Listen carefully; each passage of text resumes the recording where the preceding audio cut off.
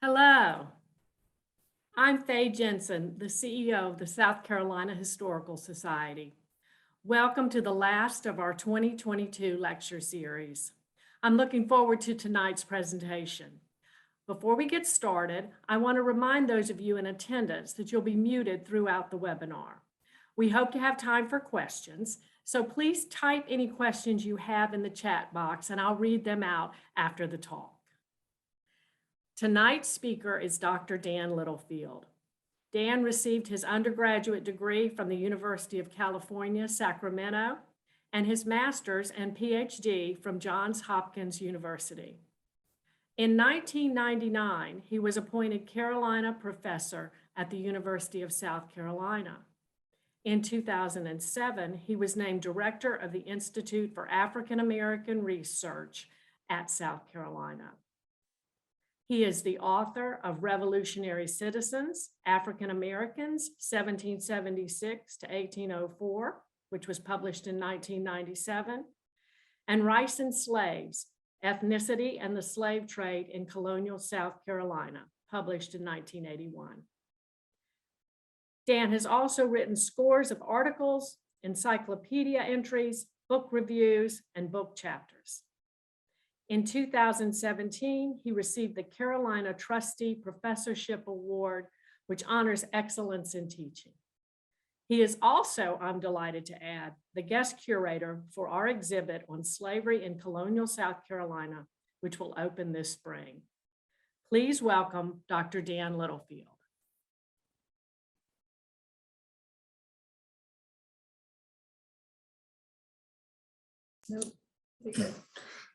Thank you, Faye, and thank you for the invitation, both for the lecture and to be the guest curator. And also want to thank the South Carolina Historical Society for the invitation, and thank you for attending the session here.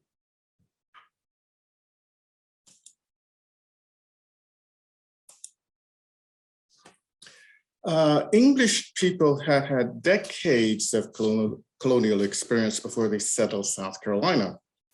Early in the 17th century, they had set themselves up in the more temperate climate of Virginia and developed a plantation system based on the production of tobacco. They had also been to tropical Barbados, which furnished many of the original Carolina settlers after the island switched from other crops to sugar.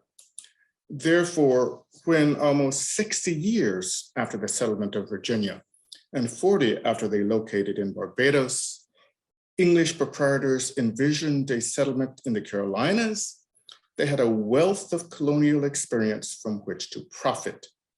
They took their model partly from the islands in desiring to produce commodities for the home market, and partly from New England in preferring settlements in towns rather than dispersed as in the Chesapeake. They planned an aristocratic setup that included a provision for slaves and an expectation of religious toleration. In fact, in their declarations and proposals to all that will plant in Carolina in 1663, the proprietors had not mentioned Black slavery, though they were familiar with the institution, merely offering land under a headright system for every man or woman servant transported to the Carolina coast. A historian even suggests that one of the original proprietors, Sir Anthony Ashley Cooper, the first Earl of Shaftesbury, was ambivalent about the profitability, if not the justice, of Negro slavery. But the proprietors soon acquiesced in the desires of the Barbadians they sought to attract, who wanted to bring their slaves. Consequently, the fundamental constitutions of 1669 envisioned slavery among other forms of servitude at the colony's inception, and South Carolina was distinctive in that alone among England's colonies in continental North America, African labor was preferred from the first. Africans were present at the founding of the English colony in South Carolina, and within several decades would be a majority. They accompanied white colonists who brought with them already developed ideas about how slavery and plantation agriculture ought to work. But Africans also brought notions about how slavery should work, and perhaps their desires to modify it. They suffered disadvantages on the coast because of the colder winters, as they were more susceptible than Europeans to pulmonary disorders, but they were better equipped in terms of their resistance to malaria and yellow fever that soon flourished in South Carolina's semi-tropical environment, and in their ability to recognize the usefulness of native plants.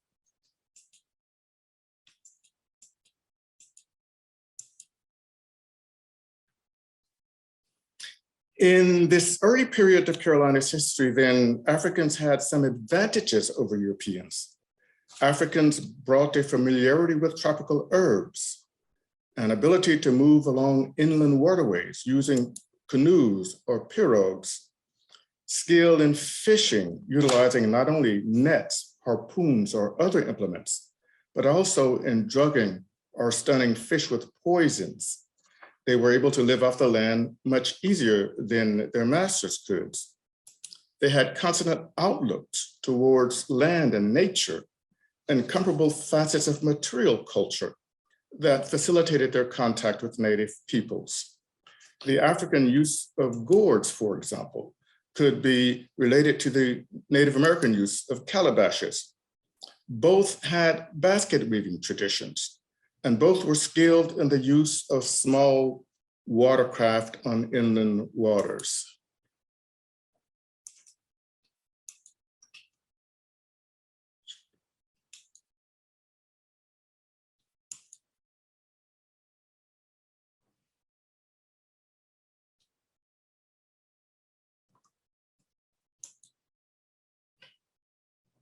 These conditions facilitated African adjustment and appropriation of local skills.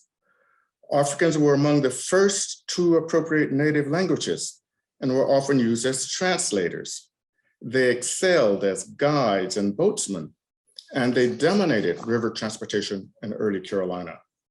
As often as not, Africans were the mediators of knowledge between people already inhabiting the coast and Africans who came into it. Africans were imported in significant numbers from about the 1690s. And by 1715, the Black population outnumbered the white by about 40%.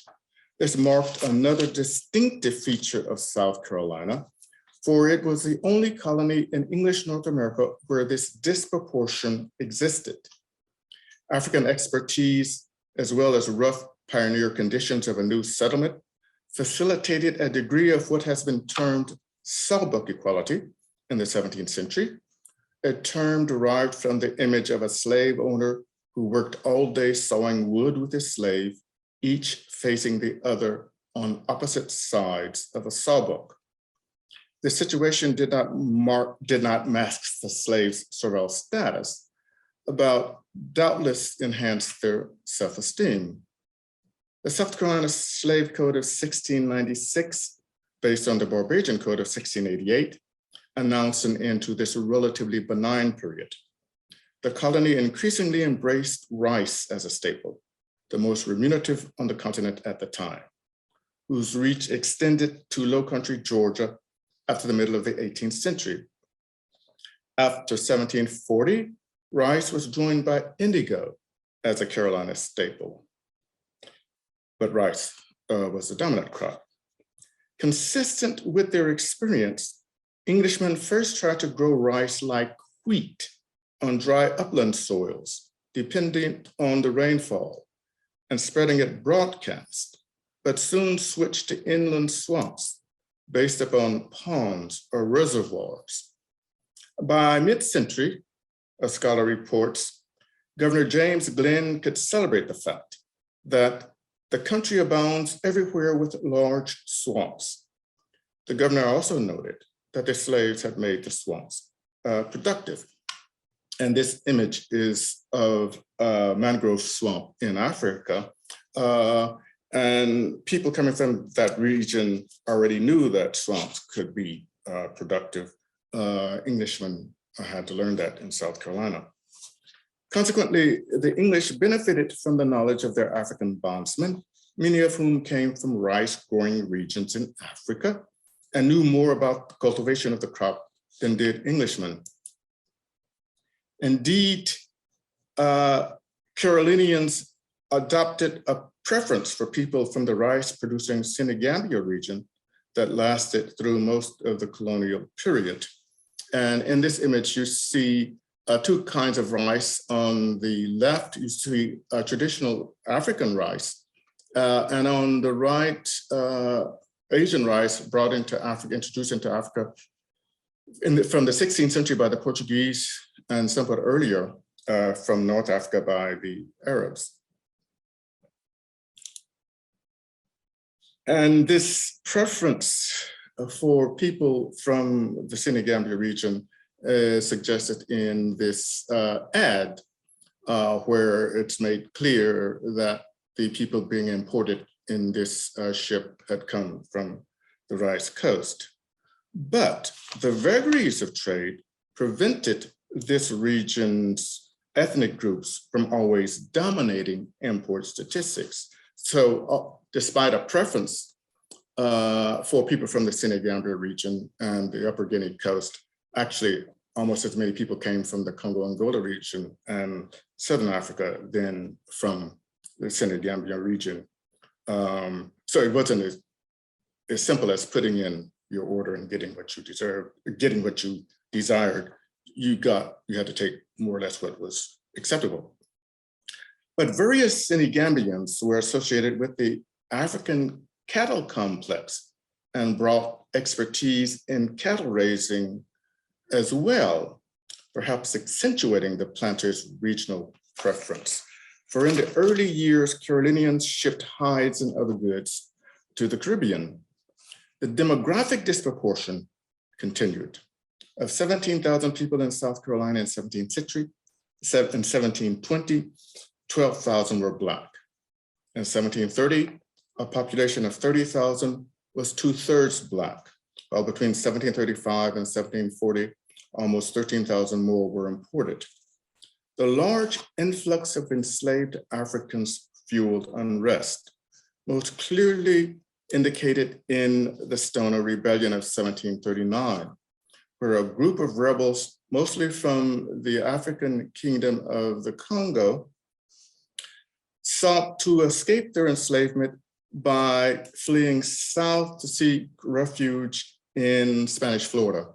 And the Stono Rebellion happened right here, where you see the big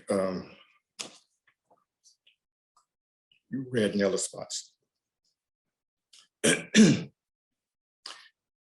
These people involved in the Stono Rebellion fomented the largest uprising of enslaved people in English North America. And subsequently, slave imports decreased.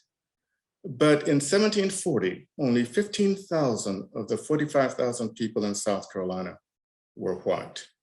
It is no wonder then that a Swiss immigrant remarked in 1737 that Carolina looks more like a Negro country than a country settled by white people. Throughout the 18th century in coastal Carolina, this was indeed the situation.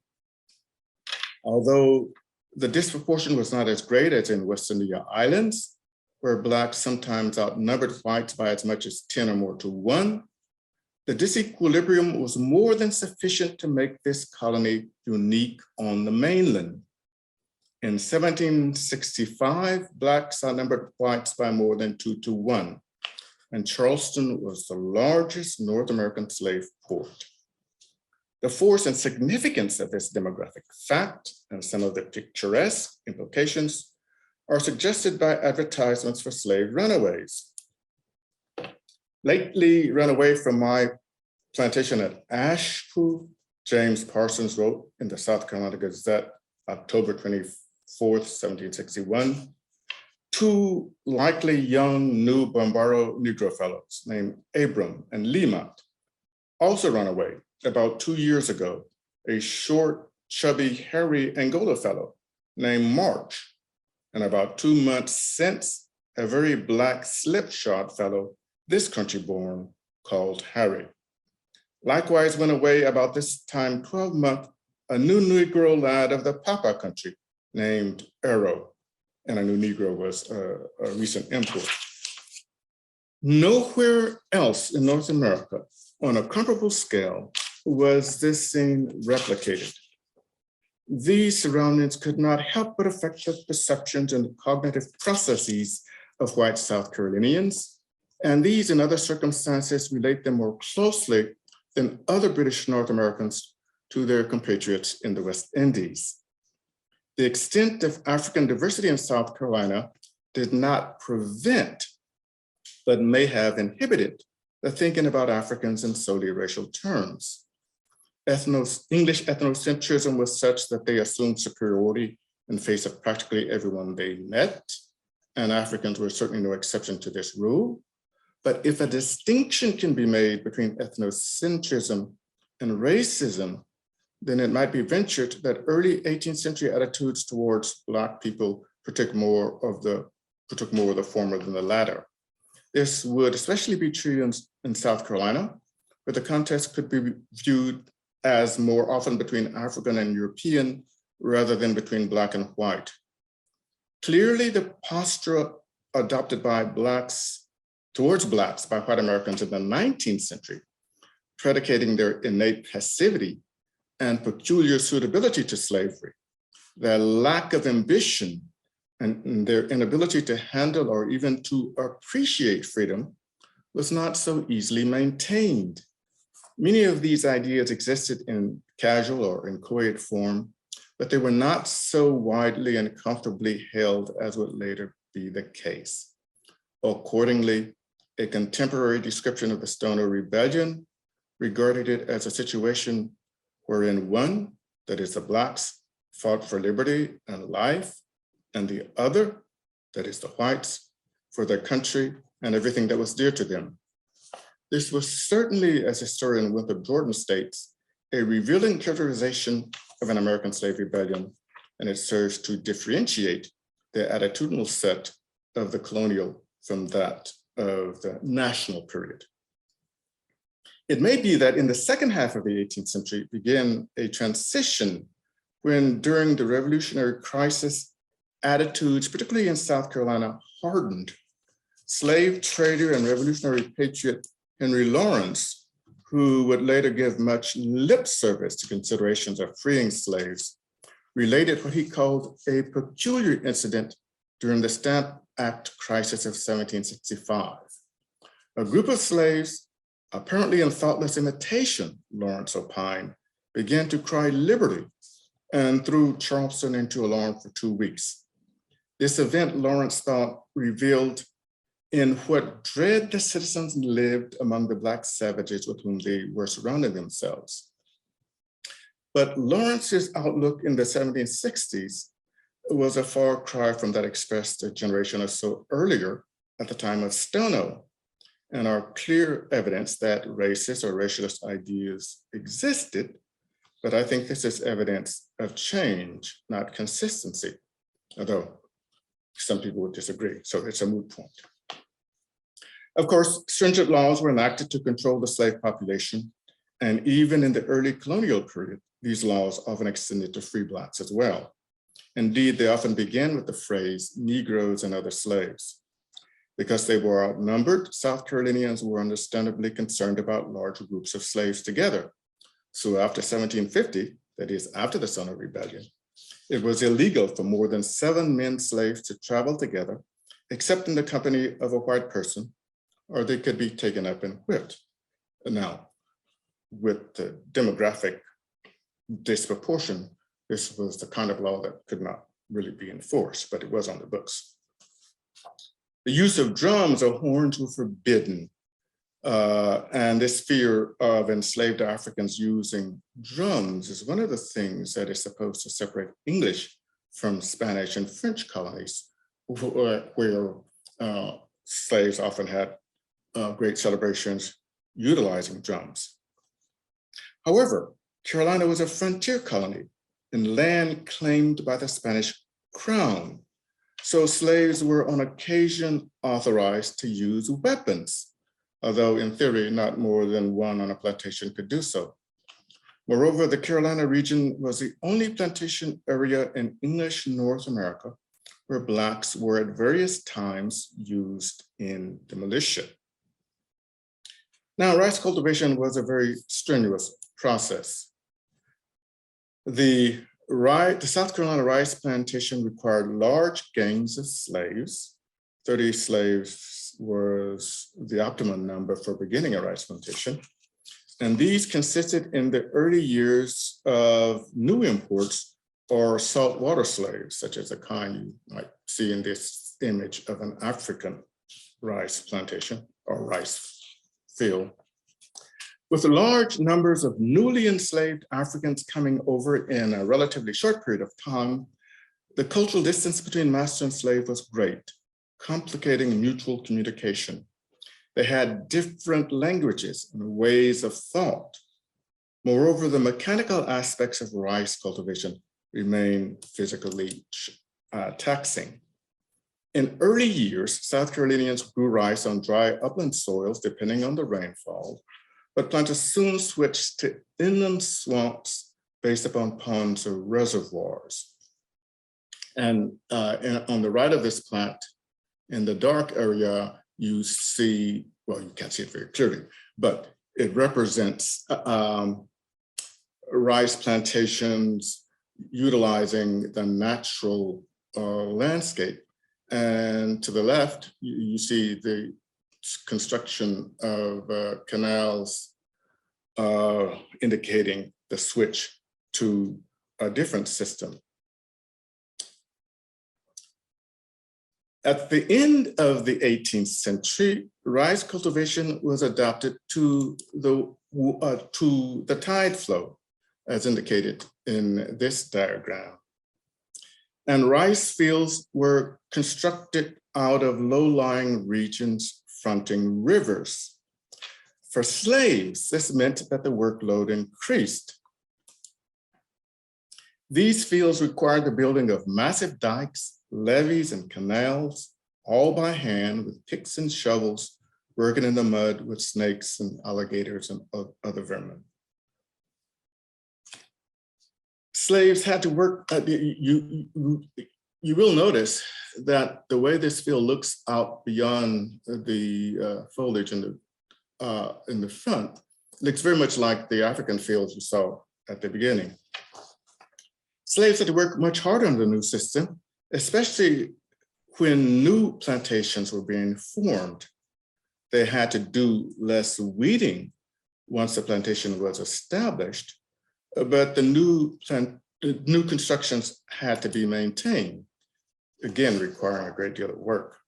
So all of these things meant that the external attributes of slavery in South Carolina were harsh.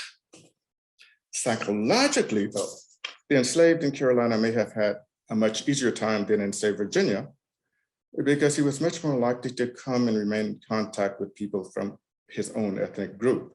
Again, similar to the situation in the West Indies.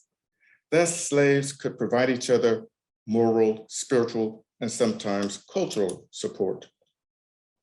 And it is in the Carolina region, in the Sea Islands off the coast of South Carolina and Georgia, that the greatest amount of Africanisms that have survived in British North America are to be found. One historian suggests, in fact, that early South Carolina was effectively bilingual, with slaves speaking a patois or dialect that masters could not understand.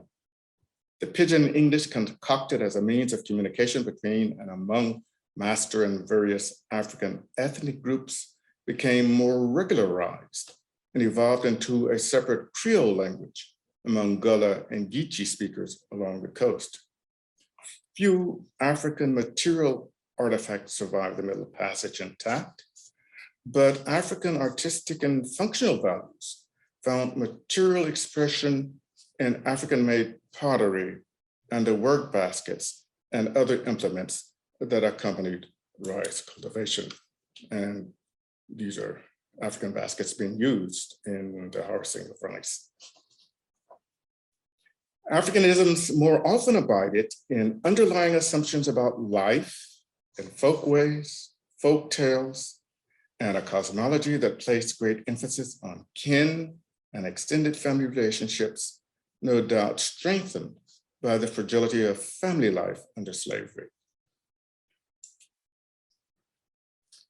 Extended kin, fictive or otherwise, helped to ease the burden of children separated from parents, of wives removed from husbands.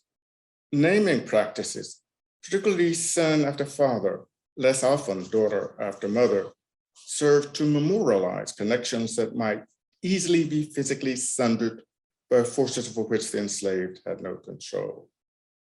The growth of a Creole or native-born population signaled also formation of a Creole culture that was neither African nor European, but containing elements of both, modified by the attributes of a new environment and the input of native peoples. And in this watercolor from South Carolina towards the end of the 18th century, you can see the drum, banjo, turbans, pottery, scarves, all examples of African-American culture. You'll see dancing, men and women dancing, probably celebrating a wedding. But you also see some aspects of the new culture that developed in Carolina. In South Carolina then, these people had the critical mass to develop a society apart. And as historian Joyce Chaplin argues, designated their living quarters or street where they had their dwellings as an area where whites ventured only when they had imperative cause. This is an image of the slave quarters in Mulberry Plantation in 1770. And the huts on the left are supposed to indicate some African influence. But the physical aspect of the street would have changed from the 18th to the 19th century, where it looks more European than African, as it might have been the 18th century. And at the end of this image is from 1862, also an image of a slave street, but it shows several generations of a slave family living side by side, evidence of the importance of kinship in African-American communities. Now, South Carolina was distinguished by use of a task system rather than gang labor. And under this system, bondspeople cultivated a certain amount of land or did some other chore and had the rest of the day to themselves when the task was completed. They could then work their own garden plots, hunt, fish, or do other jobs that contributed to their personal welfare. West India settlers who came to the mainland left a region where gang labor prevailed. So it is not entirely clear how the task system developed in South Carolina. But even in the islands, there were some jobs that seemed suited to tasking.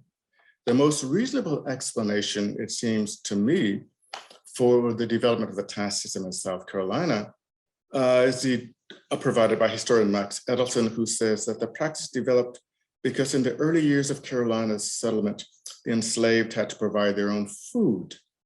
Once the plantation system matured, masters found it to be more trouble than it was worth to change the system. The procedure became highly identified with the South Carolina, Georgia Lowcountry, and it was used with Sea Island cotton as well as with rice. The system benefited planters by encouraging the enslaved to complete an assignment quickly and well, and by attaching them to the plantation. They were unable to accumulate money and property and to validate their sense of self-worth. On the other hand, to the extent that they became dissatisfied with their situation, they unwittingly conspired in their own enslavement, which was obviously what the master wanted. Of course, not everyone finished early or accumulated a great deal. Most probably worked 8 to 10 hours daily. Now, enslaved people commanded an unusual degree of responsibility in the Carolina region. One historian asserts that Black drivers or foremen were found in North Carolina during the colonial period only in South Carolina. Now, in this statement, he was mistaken, but perhaps he meant to include contiguous regions to the south, which were closely related in economy and outlook. Moreover, the number and influence of drivers increased in the post-revolutionary period. The driver did not wield a whip over a gang of slaves, but rather allocated the task. His managerial position was not always envied, as he had little time to himself. However, he was entitled to help from other slaves in tending his own crop. If he were efficient, he had the respect of the slave community, and such men often assumed leadership roles after freedom. But the amount of authority slaves exercised and the extent that masters depended upon them was sometimes greater than commonly assumed, particularly during the colonial period. A Georgia merchant bought several bondsmen from a Carolina planter for service in East Florida. The two fellows with the families, he explained to his correspondent, have been born on his plantations, are like the young people, well acquainted with rice and every kind of plantation business, and in short, are capable of the management of a plantation themselves. He also dispatched 4 young single Blacks who were, he said, excellent sawyers, having been rented out for that purpose for 2 years, and were as good as any in the 2 provinces of South Carolina and Georgia. Finally, he advised that although he had sent all over Carolina almost for overseers on behalf of another planter, he had not succeeded in getting one. Therefore, he said, the man would have to do with the bondsman. The Negro I send him is capable to manage all this planting business very well, especially for this year. There is no such thing to be met with as a good overseer and carpenter at the same time. You must have a Negro carpenter. Colonial South Carolina newspapers were full of notices offering to sell or requesting to buy bondspeople with a variety of artisanal experiences. This situation did not change in the new nation.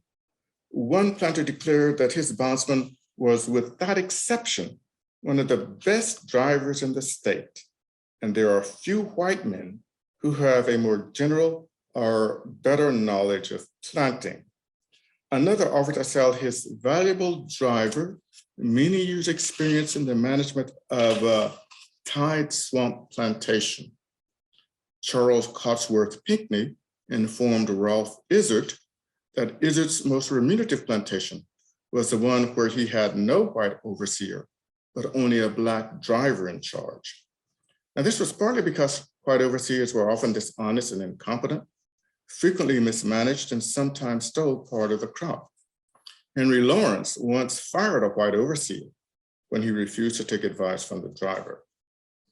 Good drivers, therefore, were men of great power and prestige, and were often recognized as more honest and trustworthy than their overseers. Now, among the other anomalies that distinguished South Carolina was the character of miscegenation, or race mixture.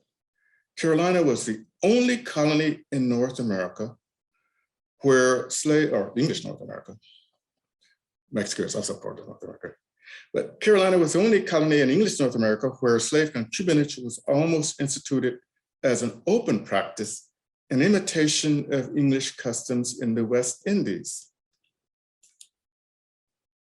In the islands where the white population was heavily outnumbered, an English planter was almost expected to take a Black mistress. So in the islands, one had the development of a caste system based on the proportion of European genes, beginning with whites at the top and then what we call mestizos, 7/8 white, quadroons, 3/4 white, mulatto, half white, sambo, a quarter white, and then Blacks at the bottom. And at each stage, people got more different rights or responsibilities. Now, a similar caste system did not develop in English North America, nor did the taking of slave mistresses achieve such open acceptability, but it came closer to doing so in South Carolina than any place else. One critic complained that to such a pitch of licentiousness have some men arrived that they cohabit as husband with Negro women, treating them as wives even in public, and do not blush to own the mongrel breed which is thus begotten, maintaining the spurious progeny as well as the mother and splendor, whilst many virtuous and industrious white women might be found, who though in low circumstances would be a credit to a man and much less expensive. He opined that this scandalous intimacy, which too much subsists between the sexes of different colors, was a principal reason why the wenches are so insolent and useless to their owners, as well as the cause of their frequent elopements, during which they are concealed and supported by their abject paramours. Josiah Quincy Jr., a New Englander who traveled through South Carolina in 1773, also disapproved of what he called the intercourse between the whites and Blacks. The enjoyment of a Negro or mulatto woman, he wrote, is spoken of as quite a common thing. No reluctance, delicacy, or shame is made about the matter. It is far from being uncommon to see a gentleman at dinner and his reputed offspring a slave to the master of the table. I myself saw 2 instances of this, and the company very facetiously would trace the lines, lineaments, and features of the father and mother and the child, and very accurately point out the more characteristic resemblance. The fathers, neither of them blushed or seemed disconcerted. However, John Ross, plantation manager, writing from St. Augustine, where he was confined by the outbreak of the American Revolution, may have expressed the prevalent attitude of both regions. He assured his father concerning a Black woman with whom he had taken up that I wonder you should suspect me of any other connection with such a wench than that of having got some children by her. I am not yet old enough for dotage, although my head and beard are become pretty gray. In other words, he was cautioning his father that this relationship was not all that serious. However, he did, at considerable cost, purchase his mistress from her owner and freed and sent his children by her to Scotland, where he told his father he hoped that they would find good Scottish husbands. Cotton was also planted in South Carolina in the colonial period, but mostly for domestic consumption and often by Black slaves. After the revolution, as the economy slowly recovered, planters produced cotton for export. In the Low Country, they continued with the production of long staple cotton, whose production eventually monopolized the Sea Islands, as this image suggests. The more important development was in the interior, where Piedmont farmers used a different strain of cotton that was inferior in quality and yielded about half as much per acre as the Sea Island cotton, but it contributed to the transition of the backcountry from a largely free labor economy to a slave labor economy. Many of the dynamics of slavery were different on a small as opposed to large units of production. And in cotton, as opposed to rice production. In the upcountry, for example, gang labor prevailed, with slaves working the traditional routine of sunup to sundown.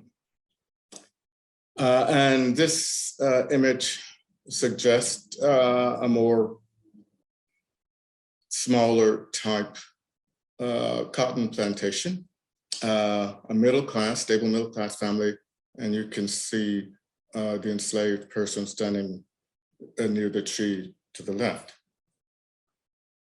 So in the upcountry, gang labor prevailed, with slaves working the traditional routine of sunup to sundown. But slavery was not the monolithic institution that it is sometimes made out to be, and it changed over time and with region, but the Lowcountry remained distinctive.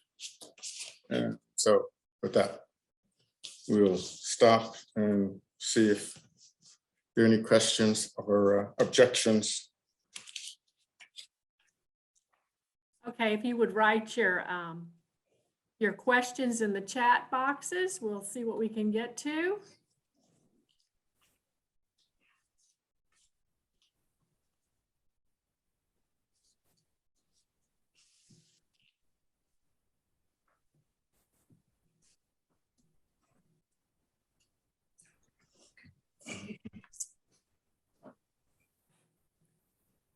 Someone asked, Dan, do we know much about the ethnicities of the people in the Senegambia region who came to South Carolina? Were they of different ethnic groups? Oh, yes, there were many different ethnic groups, and some of those were indicated in that ad for runaway slaves, but Fulas, I mean, I'm not trying to name them all, but yes, there were different ethnic groups. And one of the reasons that I argue about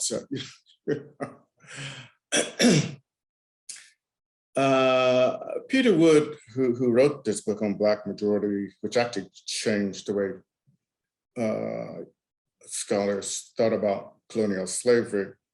In one of his chapters, he began by saying, people, I can't remember the phrase precisely, but colonials would have been amazed at the blindness of their descendants, who argued that all Africans looked alike. All Africans do not, and certainly in colonial South Carolina, did not look alike. And as the ad indicated, this guy specifies specific African ethnic groups. It just doesn't mean that everybody could go down the street and specify every different ethnic group that you saw, but many people could identify certain ones. And the guy who was advertising for these runaways certainly had some expectation that some people will have some idea what he was talking about when he identified these people by a particular ethnicity. So yes, there are many African ethnic groups in the Senegambia region and elsewhere in Africa. Thank you. Another question was, were drivers accorded any privileges compared to laborers? Well, they got, they had a great deal of authority. They allocated the task. They had the trust of the planter and the overseer. Sometimes they had the trust of the planter more than the overseer. So they had keys to warehouses and so forth. They had a great deal of authority, a great deal of knowledge, a great deal of trust. If they were good, both on the part of the slaves and on the part of the owner, the plantation owner, their relationship with the overseer could be contested depending on how good the overseer was. If the overseer was good, he let the driver essentially do his job. If he were bad, then there would be conflict. But as I suggested, Lawrence once fired an overseer because he didn't listen to the driver. So, the drawback, as again suggested, that he didn't have a lot of time to himself. He had a lot of trust. He had the keys to the warehouses and so forth. But he couldn't quit, say, he didn't, it wasn't a 9 to 5 job or 9 to 12 or 9 to 2, depending on how long it took you to finish your task. He had to make sure that everything was done right. But he was owed work from some of the slaves. Another question, was rape the majority miscegenation interaction, or was it voluntary coupling? And how would you know? Yeah, well, that's you know, it's always, it's an issue that's still ongoing. I mean, if there's a relationship between an employee and an employer, it doesn't have to be brutal rape to have coercion involved. I mean, Right.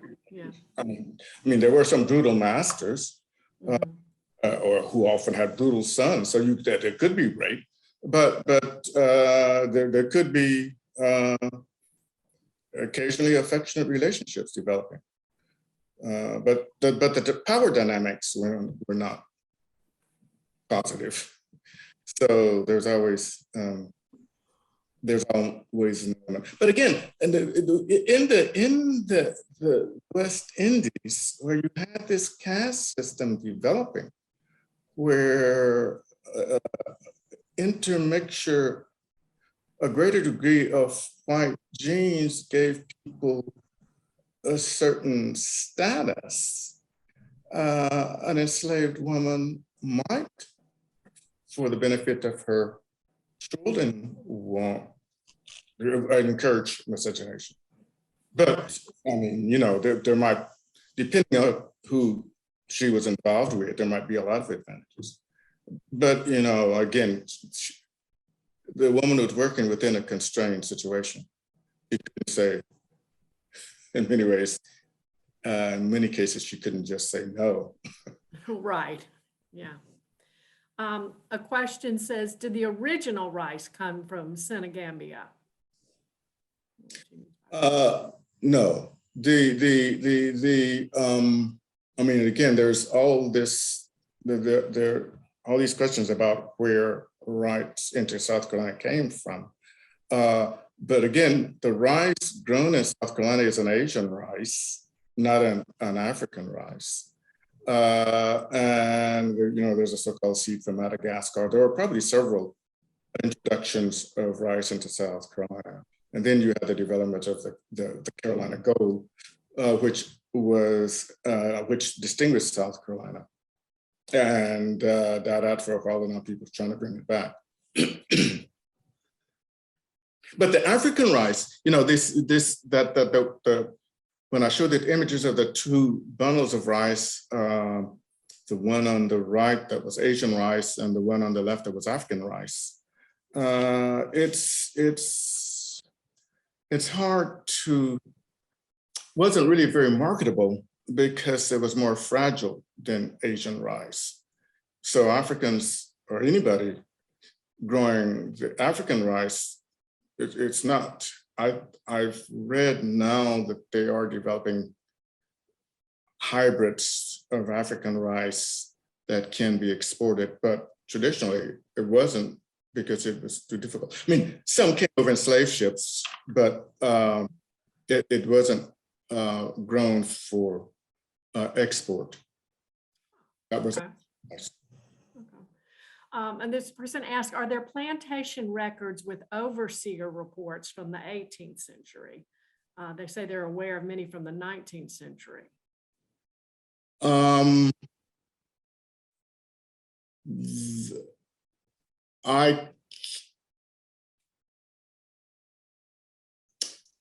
I like to say yes, but I can't think of any.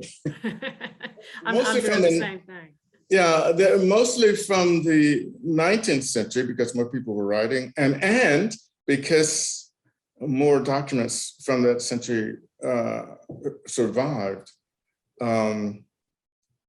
But I can't think, I can, there are a lot of documents from planters surviving from the 18th century, but I can't think Right. of any from overseer. I'm sure there must be some someplace, but I can't think of any. Okay. And another question, could you speak to Maroon communities in South Carolina and their effect on colonial society? Well, yeah, South Carolina, particularly in the early years, I mean, it was unsettled. There were large tracts of land that were unsettled, and it was semi-tropical, so it wasn't as easy to traverse, say, Virginia, although there were, swamps in Virginia as well. But then there were large Native American communities, and there was effective interaction between Native Americans and Africans, sometimes antagonistic, sometimes cooperative. But again, the Stono Rebellion, which was the largest uprising in colonial English North America, it's a type of, what they were trying to do was to get away. And after the Stono Rebellion, there for several years there were reports of groups of Africans in the outlying regions, Maroon communities. And one of the things that the colonial authorities did was to pay Native peoples to search out these communities. Interesting. And another person asked, are there other areas like the Caribbean or Brazil where the task system developed versus the gang labor system, and asking how unique was this to the Carolinas? It was very unique to the Low Country Carolina region in that was the prevailing system. But in most plantation regions, there were I'm trying to avoid saying tasks, but there were jobs, chores that were suited to tasking. But most of the large agricultural societies that grew crops were for export, depending on gang labor. There were other things, but like pearl divers in the Spanish Empire, that would be more like a task kind of thing. They would be, and there were various societies where chores were much better suited to tasking, but I can't think of any large-scale plantation system based on agriculture where that was true. I'm thinking about cotton. That's not cotton. I'm thinking about coffee, and my memory is getting hazy now. But I don't think coffee may have been suited to tasking, but I won't. It's been a while since I thought about that. So yeah, I can't think of either. One last question. How long were coiled baskets used on the plantations to winnow rice? What replaced baskets and mortar and pestle in the process of removing the chaff? Do you know?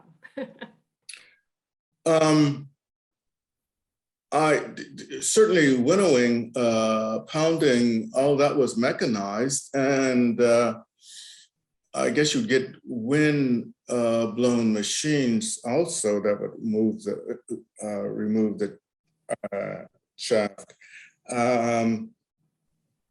But whether it was completely, I know as late as in the 19th century, you still had slaves cleaning rice using fanner baskets.